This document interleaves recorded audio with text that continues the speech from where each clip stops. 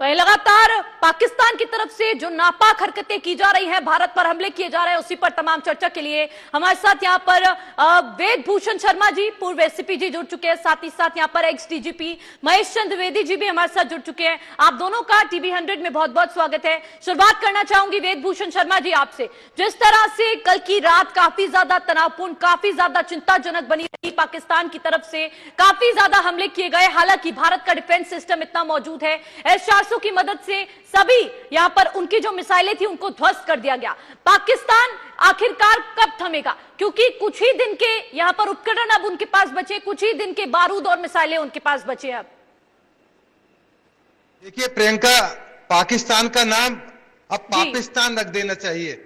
हिंदुस्तान ने तय किया कि औरंगजेब का रोड का नाम doctor APJ Abdul Kalam road होगा, तो हमें पाकिस्तान नहीं है, पाकिस्तान है। पाप का एक बहुत बड़ा घड़ा है जो अब भर चुका है और घड़ा टूटना लगभग तय है, क्योंकि जो इतिहास है वो बताता है कि किस तरह से जो पाकिस्तान है उन्होंने पूरी दुनिया के अंदर ग्लोबल टेररिज्म को पैदा किया है। वो उनकी मदरहुड है, उनकी मातृभूमि है, और हिंदुस्तान बहुत समय तक इन पापियों की सजा भुगतता रहा है।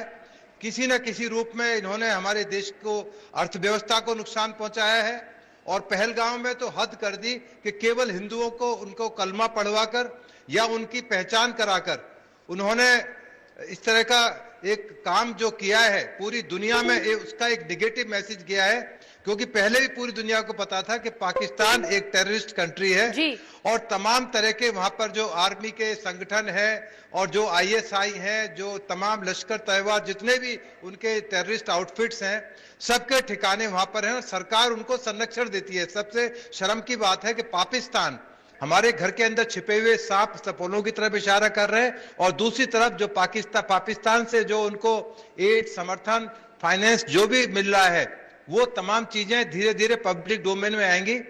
तो ये जो जिस तरह से उनकी एक कल्चर है, फियादीन हमले कर देना, और जिस तरह से अमेरिका में जाकर उन्होंने किस तरह से अटैक किया, पूरे दुनिया ने देखा। और झूठ बोलने की एक बहुत बड़ी पाकिस्तान की आदत है, साफ झूठ बोल देते हैं, नकार जाते हैं। लादेन पकड़ा गया, कहते हैं लादेन से हमारा कोई वास्ता नहीं है।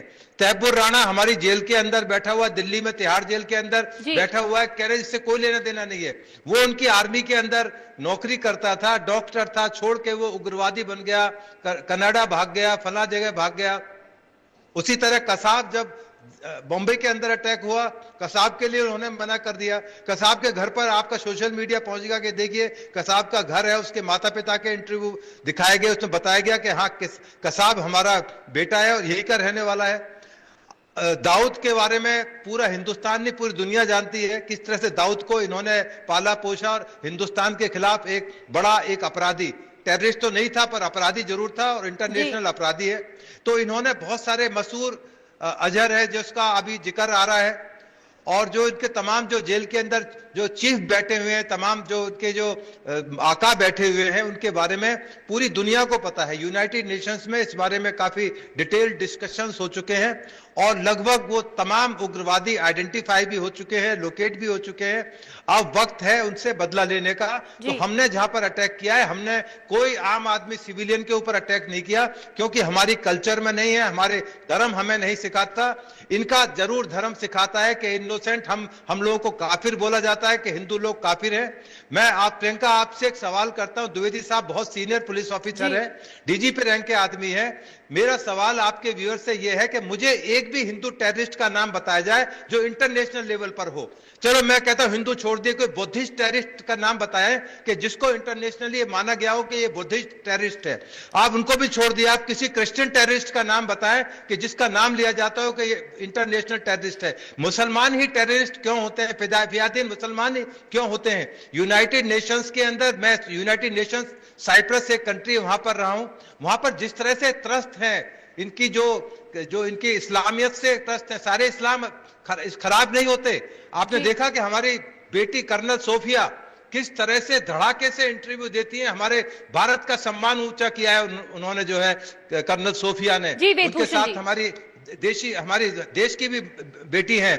उसी तरह से डॉक्टर एपीजे अब्दुल कलाम, बहुत सारे अनगिनत नाम हैं। वेदभूषण जी, बिल्कुल मैं सही इसलिए कहा कह रहा हूं आपने। कि जो मानसिकता से संबंध है, जो उनके माइंड में डाला जाता है, जो मानसिकता डाली जाती है, जो मदरसे में उनको सिखाया जाता है, गर्दन। अब मेरा सवाल यहाँ पर महेश चंद्र द्विवेदी जी आपसे होगा।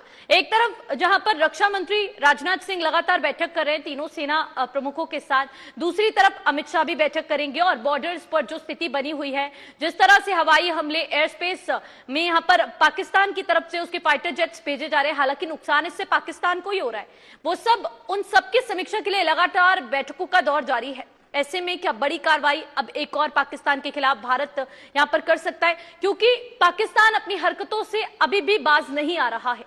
मान में शासन का उद्देश्य जो पहलगाम में इन्होंने घटना की थी टेररिस्ट में, उसका जवाब देना या उसके लिए उनको भविष्य के लिए रोक देने के उस उद्देश्य से जो पहले दिन हमने भारत ने हमला किया था, वो टेररिस्ट कैंप्स और उनको डिस्ट्रॉय किया था, तो वो मुख्य उद्देश्य था। अब जो एस्केलेशन हो रहा है वो पाकिस्तान की तरफ से हो रहा है, क्योंकि उसके होते ही उन्होंने एलओसी पर तमाम सिविलियंस को हमारे मार डाला, तमाम बम्बार्डमेंट करके, और गुरुद्वारा पर अटैक कर दिया और दूसरे बहुत से शहरों में उन्होंने अटैक किया है। तो अब वो एस्केलेशन बजाय टेररिस्ट वर्सेस टेररिस्ट के होके अब यह है कि मिलिट्री के कैंप्स पर या सिविलियंस पर भी अटैक पाकिस्तान की तरफ से हो रहा है, और उसको रोकने का हमारा कर्तव्य भी है और आवश्यक भी है। इस एस्केलेशन से ये संभव है कि शायद वॉर की फुल फ्लेज वॉर की स्थिति में हम दोनों आ जाए। तो समझना चाहिए पाकिस्तान को कि आज की स्थिति में वो जीत तो सकता नहीं है। ये जरूर है कि वो अपने कुछ डैमेज हमें कर सकता है और उससे 10 गुना डैमेज खुद ले सकता है, या ये भी हो सकता है कि पाकिस्तान कई हिस्सों में बढ़ जाए, ये भी संभव है। तो अगर पाकिस्तान में कोई एक एजेंसी या एक व्यक्ति जो निर्णय ले सकता है तो उसे सोच समझ कर निर्णय लेना चाहिए। दुर्भाग्यवश वहाँ कोई एक व्यक्ति निर्णय लेने वाला भी नहीं है। टेररिस्ट के अपने निर्णय होते हैं, गवर्नमेंट के, सिविलियन गवर्नमेंट के अपने होते हैं। वर्तमान में कोई भारत की तरफ से जो मीटिंग हो रही है वो सेल्फ डिफेंस के लिए हो रही है। लेकिन अगर फुलपैच करेगा पाकिस्तान तो फिर मुंह की खाएगा, और चाहे वॉर ही करना पड़े, वो स्थिति भी आ सकती है, फुल फ्लेज वॉर करना पड़े। तो लेकिन जो अगर प्रथम दिवस में जो हमने कार्य किया था वो बिल्कुल टारगेटेड था और प्रोपोर्शनेट था, जैसा कि इंडियन गवर्नमेंट ने कहा है, और हर तरह से उसका औचित्य है कि आपने आके और हिंदू और मुस्लिम कह के लोगों को मारा, तो हमने आपके टेररिस्ट कैंप्स को तबाह कर दिया। बात वहाँ रुक जानी चाहिए थी, लेकिन अगर नहीं रुक रही है तो फिर पाकिस्तान सफर करेगा, मजबूरन भारत को फुल फ्लेज वॉर में इंडल्ज होना पड़ेगा। जी चलिए वेदभूषण जी, जिस तरह से हमने ये खबर सुनी, आईपीएल 2025 को स्थगित कर दिया गया है। भारत और पाकिस्तान के बीच जो मुकाबला उससे होता है उससे काफी ज्यादा इनकम यहाँ पर बढ़ती है, चाहे भारत की बात करें या फिर पाकिस्तान की बात करें। हालांकि अब उसको ही स्थगित कर दिया गया है दोनों के बीच तनाव को देखते हुए। एक तरफ भारत ने सारे ओटीटी प्लेटफॉर्म्स पर पाकिस्तान की मूवी, पाकिस्तान के सॉन्ग्स, पाकिस्तानी ड्रामास, हर चीज पर प्रतिबंध लगा दिया है।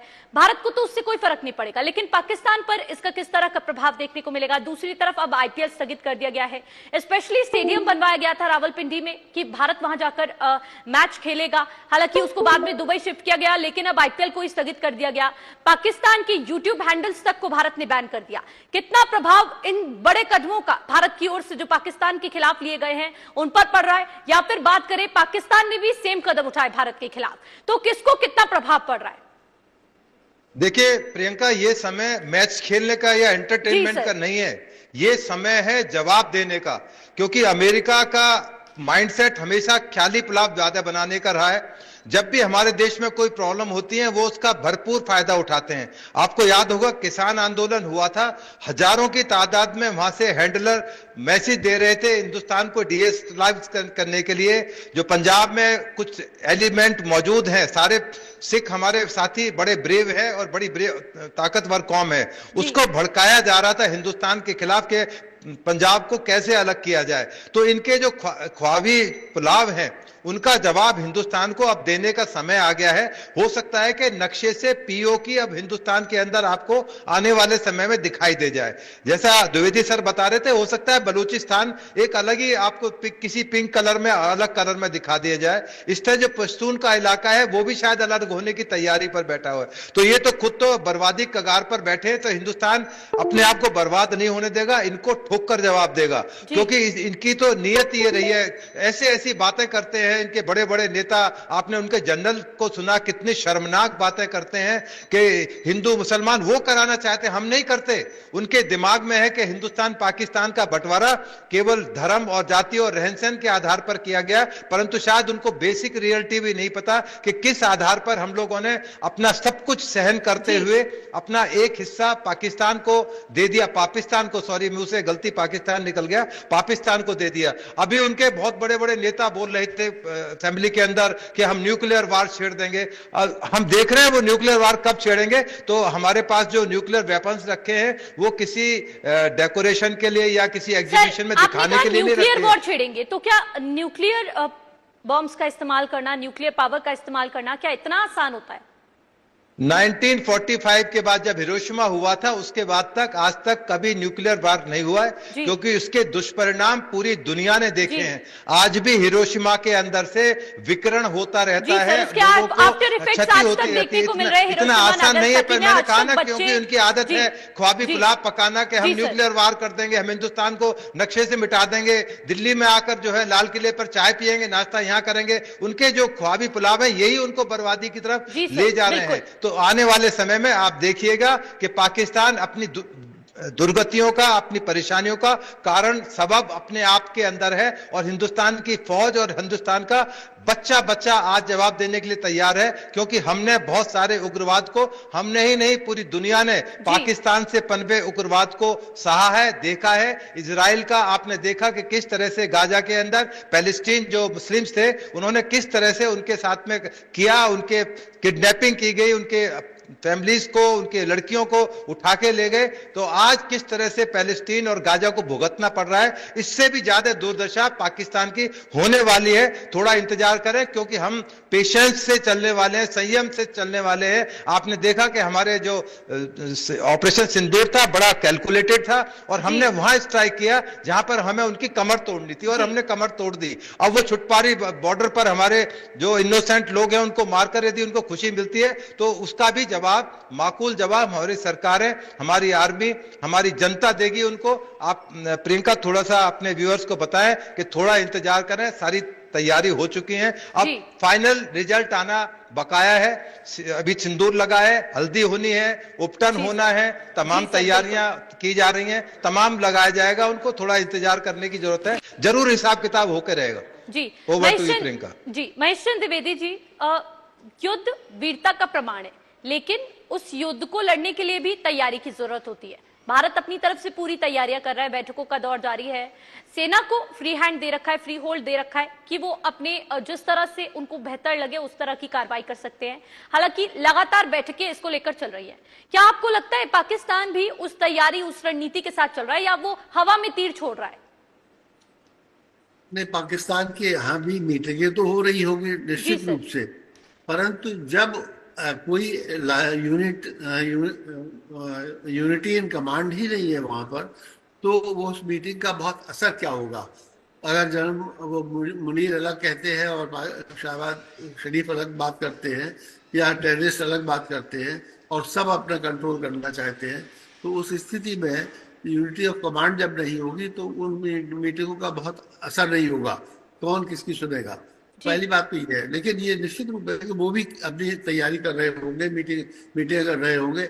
ऐसा प्रतीत होता है कि शायद वो चाहते हैं कि हम ज्यादा वॉर में पड़े, या अपनी नाक बचाने के लिए हमसे लड़ना चाहते हैं कि हम इनका कुछ डैमेज कर दें इंडिया का, और दिखा दें अपनी पब्लिक को, देखिए मैंने भी ये कर दिया। ये ऐसा प्रतीत होता है। लेकिन उन सब मीटिंगों का असर कोई बहुत ऐसा हो जाए कि उसकी वजह से हिंदुस्तान को ज्यादा डैमेज हो जाए, ऐसा नहीं लगता है, क्योंकि हमारे पास इतनी शक्ति है कि हमें उन्हें हर फ्रंट पर रोक सकते हैं। जो सबसे खराब स्थिति आ सकती है वो ये वहाँ ये हो सकती है कि टेररिस्ट के अधिकार में इनके अगर न्यूक्लियर वेपन्स आ जाए तो वो बहुत खराब स्थिति होगी, क्योंकि वो दिमाग तो उनको टेररिस्ट को है नहीं। वो तो मजहब ने जो सिखा दिया कि मारो तो मारो, उन्हें कुछ और सोचना नहीं, मारोगे तो फिर 72 उन्हें मिलेगी। तो वो उनके ये कंट्रोल में ना आए, ये देखना चाहिए। और ऐसी स्थिति आने लगे तो मैं सोचता हूँ कि सारे विश्व के दूसरे देशों को भी सजग होना चाहिए, क्योंकि वो कहीं भी कुछ भी कर सकते हैं। तो सबसे खराब स्थिति वो हो सकती है। परंतु चूंकि हमने टेररिस्ट को अभी काफी डैमेज कर दिया है, अभी लगता है कि कुछ दिन तक इतना नहीं उभर पाएंगे कि वो उसको वहां पर कंट्रोल कर सके। जी तो वो मीटिंग कर रहे होंगे, परंतु उस मीटिंगों का बहुत असर हो रहा है या बहुत उनसे स्ट्रेंथ मिल रही है या बहुत समझदारी से काम हो रहा है, ऐसा मुझे प्रतीत नहीं होता है। जी जी वेदभूषण जी, जिस तरह से बैठकें चल रही है, हर तरह की रणनीति बनाई जा रही है, ये साइबर अटैक भी पाकिस्तान की तरफ से, क्योंकि चौतरफा वार भारत जहां पर कर रहा है, एक तरफ जहां पर भारत एयर स्पेस में उनके विमानों को रोक रहा है, ध्वस्त कर रहा है अटैक होने से, दूसरी तरफ चिनाब नदी का पानी यहां पर बहा दिया गया, क्योंकि इससे चिनाब नदी के पानी से बाढ़ जैसी स्थिति पाकिस्तान में उत्पन्न हो सकती है। हालांकि भारत की तरफ से स्पष्ट रूप से कहा गया है कि आतंकवाद के खिलाफ जीरो टॉलरेंस नीति है, लेकिन नागरिकों के खिलाफ कोई भी कार्रवाई हम यहां नहीं करना चाहते और ना ही नागरिकों को नुकसान पहुंचाना चाहते हैं। अब पाकिस्तान में ही ऐसे हालात देखने को मिल रहे हैं जहां पर यहां पर सरकार का समर्थन पाकिस्तानी नागरिक ही करते नजर नहीं आ रहे, उनकी तरफ से विरोध किया जा रहा है, प्रधानमंत्री से इस्तीफे की मांग की जा रही है, सेना प्रमुख को गिरफ्तार कर लिया गया है। देखिए प्रियंका, ये कहा जाता है ना, all is fair in love and वार। जब जंग होती है उसमें सब कुछ जायज होता है, टिट फॉर टैट है। यदि आप हमारे एक नागरिक को मारेंगे, आपने देखा कि अमेरिका में यदि एक नागरिक को मार दिया जाता है तो किस तरह से वो रिटेलिएट करते हैं। तो टिट फॉर टैट हमें जवाब देना ही होगा। और जो पाकिस्तान के काले कारनामों की करतूत है वो पूरी दुनिया को पता है, बहुत लंबी लिस्ट है। यदि मैं आपके टेलीविजन पर पढ़कर बोलना शुरू कर दूंगा तो शायद शाम तक ये आपका टेलीविजन मुझे ही सुनता रहेगा। तो उनके काले कारनामों की बहुत लंबी फहरिस्त दुनिया के पास मौजूद है। पूरी दुनिया जानती है कि ये किस तरह से चलता है, इनका सिस्टम किस तरह चलता है। द्विवेदी साहब ने बिल्कुल क्लियर कहा और अच्छा कहा कि इनका पॉलिटिकल और टेररिस्ट के साथ जो कनेक्शन है वो बिल्कुल जगजाहिर है।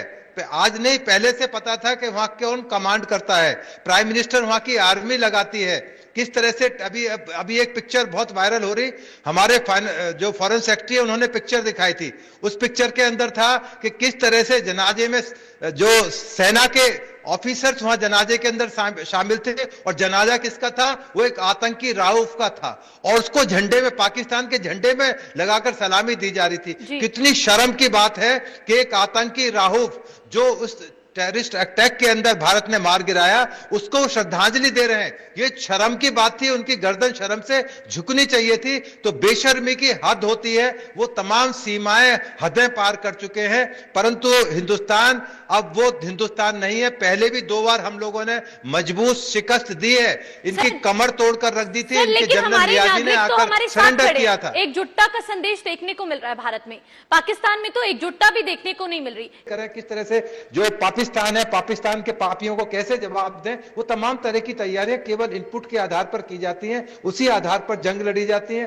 उसी आधार पर जीत होती है। तो हमारी जीत की पूरी तैयारियां हैं, हम हर तरह से जीतेंगे। जैसा आपने बताया कि आईपीएल को रद्द कर दिया है, हमें खुशी से नहीं, हम अपने एंटरटेनमेंट से ज्यादा देश की चिंता है। आईपीएल बाद में भी होते रहेंगे, हम बाद में उससे बढ़िया तरीके से पाकिस्तान को क्रिकेट के मैदान में भी जैसे पहले शिकस्त देते रहे उस तरह आगे भी शिकस्त देंगे। परंतु ये समय मैदान के अंदर, जंग के अंदर उनको मजबूत जवाब देना है, जिसकी हमने तमाम तैयारियां घर से लेकर बाहर तक कर रखी हैं, हमारी सीमा पर कर रखी हैं। सीमा के पास हमारी तैयारियां पूरे वर्ल्ड के अंदर, जहां जहां हमारे एम्बेसडर्स हैं, हमारे कॉन्सुलेट्स हैं, हमारी एम्बेसीज हैं, वो तमाम हाई अलर्ट पर हैं। वो तमाम कोऑर्डिनेशन कर रहे हैं रेस्पेक्टिव कंट्रीज से कि उनको कॉन्फिडेंस में रखा जाए, कि बताया जाए कि हमारे साथ क्या हुआ, इसका किस तरह हम लोग जवाब देंगे, जिससे कि वर्ल्ड फोरम पर पाकिस्तान को घेरा जा सके, बताया जा सके कि तुम्हारी औकात दुनिया के अंदर ये है और औकात हमने उनको बता दी है। Over to you Priyanka ji. Mahesh Chandra Dwivedi ji, जिस तरह से यहाँ पर 48 घंटे के भीतर भीतर पाकिस्तान के खिलाफ बड़े एक्शन भारत की तरफ से लिए गए और यहाँ पर पाकिस्तान की कमर तोड़ने का काम भारत की तरफ से किया गया, तो ऐसे में अगर बात करें पाकिस्तान कितने लंबे समय तक, क्योंकि नागरिकों का भी समर्थन नहीं मिल रहा, जो एक डेमोक्रेसी की आत्मा होती है नागरिक, वो भी उसके साथ नहीं है, उसकी आलोचना हो रही है, प्रधानमंत्री से इस्तीफा मांगा जा रहा है, तो अब 48 घंटे के अंदर सभी देशों ने उससे मुंह मोड़ लिया है, कोई उसकी मदद के लिए आगे नहीं आ रहा, तो किसकी शय पर पाकिस्तान इतने कदम उठा रहा है, इस तरह की कार्रवाइयां कर रहा है? देखिए, इसमें जी कितने दिन तक सस्टेन कर सकता है वॉर, ये वर्तमान स्थिति जो पाकिस्तान की है वो तो बहुत ही ढीली है और वो ज़्यादा दिन तक सस्टेन नहीं कर सकता वॉर को। परंतु देखा ये गया है कि ऐसे मौके पर कुछ न कुछ देश मदद को दाएं बाएं से आ जाते हैं। हम जानते हैं कि जब रूस ने हमला किया था यूक्रेन पर, तो प्रारंभ में सबका मत था कि 2-3 दिन में रूस कब्जा कर लेगा, लेकिन 2 साल हो गए, अभी तक कब्जा पूरे पर नहीं कर पाया। तो ये तो हम नहीं कहेंगे कि एकदम हम उसको खत्म, तुरंत ही वॉर खत्म हो जाएगा। हाँ, ये अवश्य है कि अगर बाहरी ताकतें मदद न करें तो पाकिस्तान इटसेल्फ में बहुत ज़्यादा कोई ऐसी सस्टेन वॉर करने की न तो इकोनॉमिक न मिलिट्री स्ट्रेंथ, किसी तरह की स्ट्रेंथ नहीं है, और यहाँ तक कि पॉलिटिकल स्ट्रेंथ भी नहीं है, क्योंकि अलग अलग क्षेत्र के लोग अलग अलग तरह से सोचते हैं और इंडिपेंडेंट होना चाहते हैं। इतने तंग आ चुके हैं बहुत से जो इंडिपेंडेंट होना चाहते हैं। तो अगर जल्दी वॉर खत्म कर, अगर मान लीजिए पाकिस्तान लड़ता ही रहता है, जल्दी खत्म करना है, तो बेस्ट ये है कि इसको टुकड़ों में बंटवा दिया जाए, उन्हीं के इंटरनल लोगों के मदद से इसको टुकड़ों में बंटवा दिया जाए। नहीं तो वॉर अदरवाइज अगर देखा जाए तो वॉर कभी कभी बहुत लंबे भी खिंच जाते हैं, और वो मुख्यतः अगर बाहरी सपोर्ट मिल जाए तो बाहरी सपोर्ट कहाँ से मिल सकती है? हम लोग जानते हैं कि बहुत से ऐसे देश भी हैं जो कि भारत का हित नहीं चाहते हैं। हम कितने भी सही हो, सही पर नहीं, वो या तो धर्म पर जाएंगे या स्वहित पर जाएंगे, तो वो ऐसे मतलब परिस्थिति में फिर सकता है। मैं समझता हूँ कि फिर भी मेरा ख्याल है कि पाकिस्तान उसके पहले ही कुछ उनको समझ आ जाएगी, शायद इतना वॉर को ना बढ़ाए या खुद ही रुक जाए या हार मान ले, जो भी कर ले तो इसको रोकवा दे, तो ये संभव है। मेरे ख्याल ये ज्यादा अकलमंदी की बात होगी उनके लिए, उनके हित में भी और भारत के हित में। सर, पहले कतर भी हमारे समर्थन में नहीं था, अब कतर की तरफ से भी दोनों जगह पर संयम बरतने की बात की जा रही है, मध्यस्थता की भूमिका कतर यहाँ पर निभाता हुआ इस समय नजर आ रहा है। तो अब सिर्फ अजरबैजान और तुर्की ही पाकिस्तान के साथ बचे हैं, जो कि वैश्विक स्तर पर इतनी कुछ बड़ी उपलब्धि नहीं रखते जिस तरह से अमेरिका, फ्रांस और जिस तरह से इजराइल रखता है। ऐसे में अब पाकिस्तान का आगे क्या होने वाला है अगर वो अपनी नापाक हरकतों को बंद नहीं करता? वो कह रहा था कि OICC में भारत के खिलाफ, भारत जो ये जो हमले कर रहा है इसके खिलाफ अब भारत के लिए यहाँ पर आवाज उठाएंगे, और भारत जो विक्टिम कार्ड प्ले करने की कोशिश कर रहा था, अगर विक्टिम कार्ड जिस तरह से स्टार्टिंग से देखने को मिला है, क्योंकि पाकिस्तान बार बार ये चीज करता है, हम आतंकवाद को बढ़ावा नहीं दे रहे, लेकिन खाना पीना रहना सोना आतंकवादियों को हर चीज वो प्रोवाइड करवाता है। जहाँ तक OICC का सवाल है, देखिए वहाँ तो ये है कि इकोनॉमिक इंटरेस्ट ज्यादा प्रिवेल करते हैं। थोड़े बहुत दिन के लिए कोई रोकेगा, एक नहीं देगा तो दूसरा दिन किस देगा, तो वहाँ इनकी ज्यादा कुछ ऐसे चलने की है नहीं इस्लामिक उसमें, और सबके अपने अपने पर्सनल इंटरेस्ट होते हैं। लेकिन हम चीन पर किधर जाएगा ये जरा सा देखिए, इसको सोचने की बात है।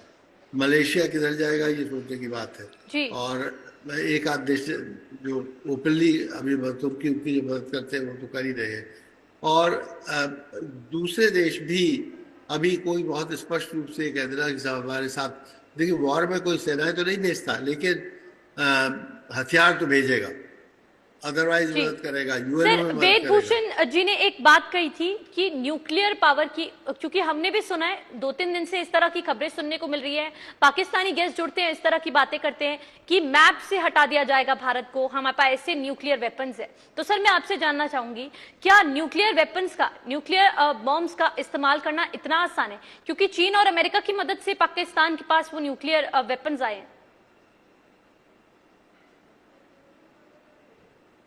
ये मुझसे पूछा है क्या? जी सर, आपसे महेश जी। हाँ, देखिए न्यूक्लियर वेपन का इस्तेमाल करना आसान नहीं है, जी क्योंकि न्यूक्लियर वेपन अगर वो एक करेंगे तो यहाँ से दो जाएंगे। कोई ऐसा तो है नहीं कि इंडिया के पास न्यूक्लियर वेपन नहीं है। जी तो कोई भी समझदार आदमी तो न्यूक्लियर वेपन को इस्तेमाल करेगा नहीं, और वो अनावश्यक हम 1 लाख 2 लाख 4 लाख आदमी मार दे तो उससे कोई बहुत बहुत हमें कुछ मिल जाएगा या बड़ी हमारी पॉपुलैरिटी बढ़ जाएगी, ऐसा नहीं होगा।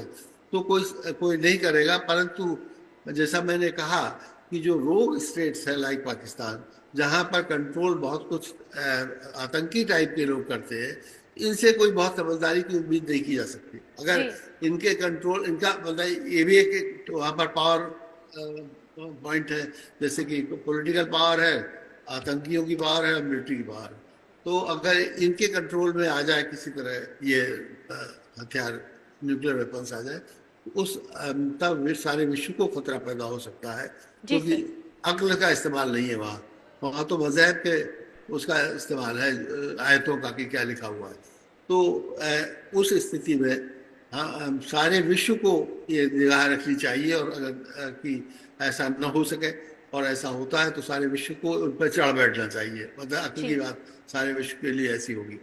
परंतु ऐसा नहीं होता तो सामान्य स्थिति में कोई चीन इनडायरेक्ट मदद तो पाकिस्तान की करेगा, अगर डायरेक्टली नहीं करेगा तो ये तो हमें सोचना चाहिए। तो वॉर को सस्टेन तो कर सकते हैं, चीन की मदद से ही कर सकते हैं अगर पाकिस्तान चाहे।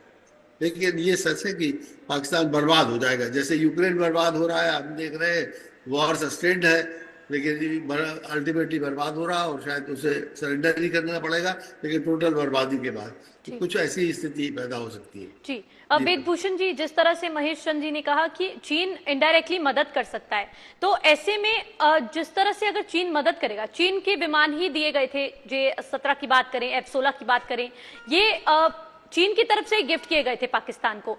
ऐसे में अगर बात करें चीन अगर मदद करता भी है तो उनका हश्र तो हमने देख ही लिया, S-400 डिफेंस सिस्टम ने सभी को ध्वस्त कर दिया। इसी पर आपसे जवाब लेना चाहूंगी, लेकिन उससे पहले इस वक्त की एक बड़ी खबर सामने आ रही है, जहां पर यहाँ पर उरी जम्मू और कश्मीर के एलजी मनोज सिन्हा पहुंच चुके हैं। हालातों का जायजा लेने पहुंचे एलजी मनोज सिन्हा, और लगातार भारत और पाकिस्तान के बीच जो तनाव बढ़ता जा रहा है उसको ध्यान में रखते हुए यहाँ पर एलजी का उरी का दौरा ये प्रस्तावित किया गया है। आज सभी सुरक्षा व्यवस्था को लेकर वो जो भी निर्देश अधिकारियों को देंगे, साथ ही साथ उसकी जानकारी भी लेंगे, किस तरह का बॉर्डर पर उल्लंघन किया जा रहा है, किस तरह की स्थिति बॉर्डर पर बनी हुई है। तो वहीं एक और बड़ी खबर सामने आ रही है, जहां पर पाकिस्तान और भारत के बीच जो तनाव चल रहा है उसके बीच एक बड़ी प्रतिक्रिया यहाँ पर भारत की स्ट्राइक से दाऊद इब्राहिम घबरा चुका है, जान बचाकर पाक छोड़कर दाऊद इब्राहिम अब भाग चुका है। दाऊद का खास गुर्गा छोटा शकील भी पाक से भाग चुका है। इनके पास क्योंकि और कोई रास्ता तो बचता नहीं है, ऐसे में अब सभी आतंकवादी आतंकवाद का गढ़ छोड़कर, अपना घर छोड़कर पाकिस्तान से भागने की तैयारी कर चुके हैं, भागना शुरू हो चुके हैं। इसी पर अब पैनल की ओर रुख करना चाहूंगी। वेदभूषण जी, जो मैंने आपसे पहले सवाल किया था उस पर तो जवाब लूंगी, लेकिन अब जिस तरह से आतंकी पाकिस्तान छोड़कर, अपना गढ़ छोड़कर ही भाग रहे हैं, ऐसे में अब आगे आपको क्या लगता है कैसी स्थिति बनने वाली है, क्योंकि पाकिस्तान का साथ तो अब आतंकियों की तरफ से भी नहीं दिया जा रहा। देखिए प्रियंका, विनाशकाली विपरीत बुद्धि जी, जब समय खराब आता है तो ऐसी बुद्धि खराब होती है जिस तरह से पाकिस्तान की बुद्धि खराब हो गई है। जैसा द्विवेदी सर ने बताया कि उनका जो धर्म आधार, उनका सारा सिस्टम केवल आयत और कलमाओं के ऊपर टिका हुआ है, जो कि सस्टेन नहीं कर सकता। मानवता, इंसानियत, ह्यूमैनिटी जो राइट्स हैं उनके यहाँ कोई महत्व नहीं रखते।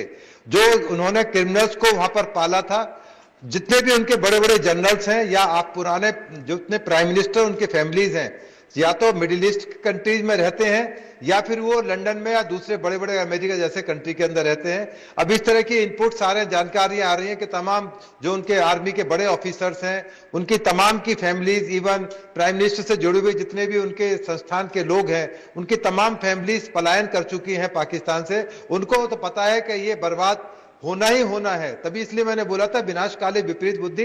तो इनकी तो बुद्धि विपरीत चल पड़ी है। वहां के सांसदों का भी इस तरह का बयान आ रहा है कि अगर वॉर जैसी स्थिति होती है, युद्ध होता है, तो हाँ, आपसे उनसे पूछा गया कि आप क्या करेंगे, तो उन्होंने कहा हम तो पाकिस्तान छोड़कर इंग्लैंड चले जाएंगे।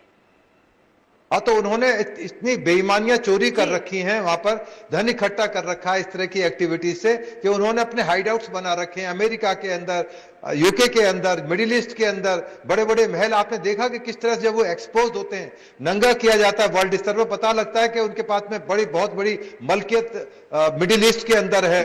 लंदन के अंदर बड़े बड़े हाउसेज हैं, मकान है, जहां जाकर वो रहते हैं, अय्याशी करते हैं, छिप जाते हैं। तो ये जग जाहिर है कि पाकिस्तान के जो सो कॉल्ड बड़े बड़े नेता हैं, चाहे इवन प्राइम मिनिस्टर हो या जनरल्स हो वहां के, किस तरह से उनका लास्ट में हशर हुआ है, किस तरह से उनकी दुर्गति हुई है। विदेश से आए हैं तो यहाँ एयरपोर्ट पर आते ही अरेस्ट हो गए। तो ऐसे हालात के अंदर, जहां जिस कंट्री के अंदर इस तरह के पहले भी हालात बने रहे हो, और ऐसे वार के हालात में हिंदुस्तान के अंदर जिस तरह से उन्होंने जंग छेड़ी है, वो पुरानी कहावत है अपनी। आपने चीन पर सवाल पूछा था, दुश्मन दुश्मन का दोस्त होता है। ठीक है, अस्थायी रूप से चाइना हमारा एक राइवल हो सकता है, क्योंकि बिजनेस में हम आज उसको टक्कर देने की स्थिति में है, क्योंकि अमेरिका ने चाइना से हाथ खींच लिया है और हिंदुस्तान की तरफ बहुत सारे लोगों की निगाह है कि हम अपना बिजनेस कारोबार हिंदुस्तान के साथ बढ़ा सकते हैं। परंतु वो अस्थायी है, होगा, हम दोबारा उस तरफ फिर आगे जाएंगे, हमारी इकोनॉमी अब रुकेगी नहीं। परंतु जो चाइना है वो इतना चालाक और चतुर और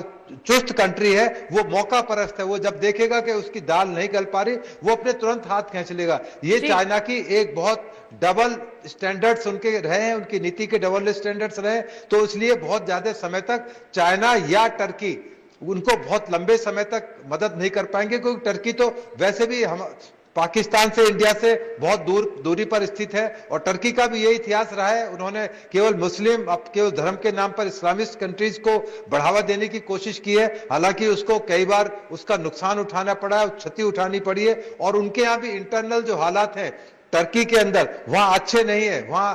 और जिस तरह से अब जो न्यूज आ रही है, निकल कर आ रही है, जो पॉलिटिकल इनस्टेबिलिटी है, जिस तरह से मिडिल ईस्ट कंट्रीज में टर्की को दूसरी निगाह से देखा जाता है, तो वो भी जग जाहिर हो चुका है। तो इसलिए बहुत ज्यादा मजबूत दोस्ती ना टर्की के साथ चल पाएगी, ना चाइना के साथ चल पाएगी, और ना ही खुलकर दोनों कंट्री सपोर्ट कर पाएंगे। तो आने वाले समय में ये अलग थलग हो जाएगा और पछताएगा कि मैंने किस तरह से अपने पैरों पर खुद कुल्हाड़ी मारी है। आप थोड़ा इंतजार करें। भारत की डिप्लोमेसी, भारत की आर्मी, भारत की सेना, भारत का सिस्टम बहुत मजबूत है, और मजबूत जवाब समय आने पर हम जरूर देंगे। बिल्कुल भारत मुंहतोड़ जवाब देगा।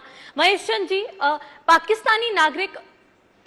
पाकिस्तानी जो नागरिक है उनका वीडियो वायरल हो रहा है, वो गिड़गिड़ाते नजर आ रहे हैं, प्रोटेस्ट कर रहे हैं अपनी सरकार के खिलाफ कि भारत जो निशाना लगाता है सटीक जगह पर लगता है, लेकिन पाकिस्तान नहीं लगा पाता।